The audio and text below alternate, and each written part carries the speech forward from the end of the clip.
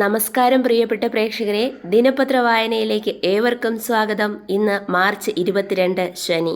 Note വിവാദം. Indian നീതിന്യായ സംവിധാനത്തെ ഞെട്ടിച്ച് ഡൽഹി ഹൈക്കോടതിയിലെ മുതിർന്ന രണ്ടാമത്തെ ജഡ്ജി യശ്വന്ത് വർമ്മയുടെ ഔദ്യോഗിക വസതിയിൽ 15 കോടിയോളം രൂപയുടെ നോട്ടുകെട്ടുകൾ കണ്ടെത്തിയെന്ന് ആരോപണം പുറത്തുവന്നു. ഡൽഹി ഹൈക്കോടതി ചീഫ് ജസ്റ്റിസ് ആഭ്യന്തര അന്വേഷണം തുടങ്ങിയിരിക്കെ സുപ്രീം കോടതി കൊളീജിയം അസാധാരണ യോഗം ചേർന്നു. വയനാട് ചൂരൽമല മുണ്ടക്കൈ പുനരധിവാസ പ്രവർത്തനങ്ങൾക്ക് കേന്ദ്രം അനുവദിച്ച 529 കോടി രൂപ വിനിയോഗിക്കുന്നതിനുള്ള സമയപരിധി ഡിസംബർ 31 വരെയാക്കിയെന്ന് കേന്ദ്ര സർക്കാർ ഹൈക്കോടതിയിൽ അറിയിച്ചു. ഇന്ത്യൻ വിദ്യാർത്ഥികൾ US-ലെ നിയമങ്ങൾ പാലിച്ചു വേണം അവിടെ കഴിയാനെന്ന് വിദേശകാര്യ മന്ത്രാലയം നിർദ്ദേശിച്ചു. ബാങ്ക് ജീവനക്കാരുടെ സംയുക്ത സംഘടനയായ United forum of bank unions തിങ്കൾ ചൊവ്വ ദിവസങ്ങളിൽ നടത്താനിരുന്ന അഖിലേന്ത്യാ പണിമുടക്ക് മാറ്റിവെച്ചു. ലഹരിക്കടിമയായ മകന്റെ പരാക്രമങ്ങളിൽ മനം മടുത്ത അമ്മ അവനെ പോലീസിൽ ഏൽപ്പിച്ചു. ലഹരിക്കടത്ത് നടത്തുന്ന സംഘവുമായി അടുത്ത ബന്ധമാണ് രാഹുലിൻ്റെതെന്നും പോലീസ് പറഞ്ഞു. കേറ്ററ്റ് ഇല്ലാത്ത അധ്യാപകരെ പിരിച്ചുവിടണം. സർക്കാർ ഉത്തരവുകൾക്ക് വിരുദ്ധമായി 2019-20 അധ്യയന വർഷത്തിന് ശേഷം എയ്ഡഡ് സ്കൂളുകളിൽ കേറ്ററ്റ് യോഗ്യതയില്ലാതെ അധ്യാപകരായി നിയമിച്ചവരെ പിടിച്ചുവിടണമെന്ന് പൊതുവിദ്യാഭ്യാസ ഡയറക്ടറുടെ ഉത്തരവ്. പുതിയ CPM ആസ്ഥാന മന്ദിര ഉദ്ഘാടനം ഏപ്രിൽ 23-ന് മുഖ്യമന്ത്രി. സെക്രട്ടേറിയറ്റിനു മുന്നിൽ നിരാഹാര സമരത്തിലായിരുന്ന ആശാപ്രവർത്തക R. ഷീജയെ ആരോഗ്യനില മോശമായതിനെ തുടർന്ന് ആശുപത്രിയിൽ പ്രവേശിച്ചു. അംഗൻവാടി ജീവനക്കാരുടെ സമരം 6ാം ദിവസത്തിലേക്ക്. അഞ്ചുതെങ്ങ് മുതലപ്പുഴി മത്സ്യബന്ധന തുറമുഖത്ത് മണൽത്തിട്ടകൾ നീക്കം ചെയ്യുന്നതിനുള്ള യന്ത്രങ്ങളുമായി ബന്ധപ്പെട്ട അനുബന്ധ ഉപകരണങ്ങൾ എത്തിത്തുടങ്ങി. 5 ദിവസങ്ങൾക്കകം മണൽ നീക്കം ആരംഭിക്കുമെന്ന് തുറമുഖ വകുപ്പ്.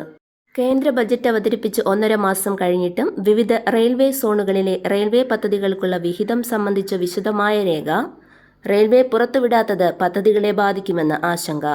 കേന്ദ്ര സർക്കാർ ഫണ്ട് ലഭ്യമാക്കാത്തതിൽ സംസ്ഥാനത്ത് തൊഴിലുറപ്പ് പദ്ധതിയിലെ അവിദഗ്ധ തൊഴിലാളികൾക്കുള്ള വേതനത്തിൽ 546 കോടി രൂപയുടെ കുടിശ്ശികയുണ്ടെന്ന് മന്ത്രി MP രാജേഷ് നിയമസഭയിൽ അറിയിച്ചു.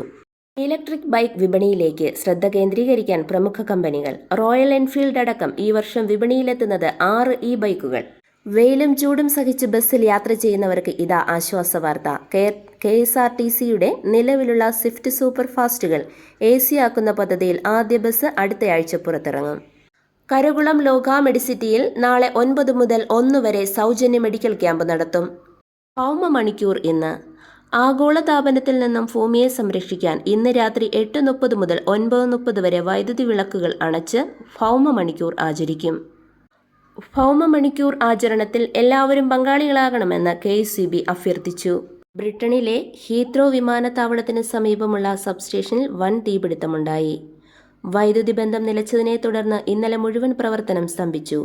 ഇവിടെ വരേണ്ടതും പുറപ്പെടേണ്ടതുമായ 1350 വിമാനങ്ങൾ ഉൾപ്പെടെ ലോകമെങ്ങുമുള്ള ആയിരക്കണക്കിന് വിമാന സർവീസുകൾ മുടങ്ങി.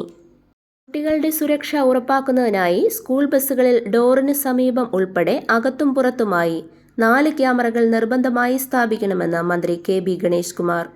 പാലക്കാട് ഉൾപ്പെടെ 5 IIT-കളിൽ അടുത്ത വർഷം മുതൽ സീറ്റ് വർദ്ധിപ്പിക്കും. 2014-ന് ശേഷം ആരംഭിച്ച 5 IIT-കളിൽ 6500 സീറ്റുകൾ കൂടി ലഭ്യമാക്കുമെന്ന് ബജറ്റിൽ പ്രഖ്യാപിച്ചിരിക്കുന്നു. മാലിന്യമുക്ത നവകേരളം പരിപാടിയുടെ ഭാഗമായി സംസ്ഥാന വ്യാപകമായി സംഘടിപ്പിക്കുന്ന പഞ്ചായത്ത് തല പൊതുസ്ഥല ശുചീകരണം ഇന്നും നാളെയും നടക്കും. ദേശീയപാതയ്ക്ക് വേണ്ടിയുള്ള ഭൂമി ഏറ്റെടുക്കൽ നടപടികളും നിയമക്കുരുക്കുകളും ലഘൂകരിക്കാൻ നിയമം ഭേദഗതി ചെയ്യും. ഏറ്റെടുത്ത് 5 വർഷത്തിനകം ഉപയോഗിക്കാത്ത ഭൂമി ഉടമയ്ക്ക് തിരികെ നൽകണമെന്നും ആ ഭൂമിയിലുണ്ടായ നാശനഷ്ടങ്ങൾക്ക് ഉടമയ്ക്ക് നഷ്ടപരിഹാരം നൽകണമെന്നുമുള്ള വ്യവസ്ഥകൾ ജലഗതാഗത മന്ത്രാലയം കേന്ദ്ര മന്ത്രിസഭയ്ക്ക് നൽകിയ ഭേദഗതി നിർദ്ദേശങ്ങളിലുണ്ട്. കായികം. IPL 18-ാം സീസണിലെ ഉദ്ഘാടന മത്സരത്തിൽ ഇന്ന് കൊൽക്കത്ത ബംഗളൂരു. മത്സരം രാത്രി 7:30 മുതൽ കൊൽക്കത്ത ഈഡൻ ഗാർഡൻസിൽ.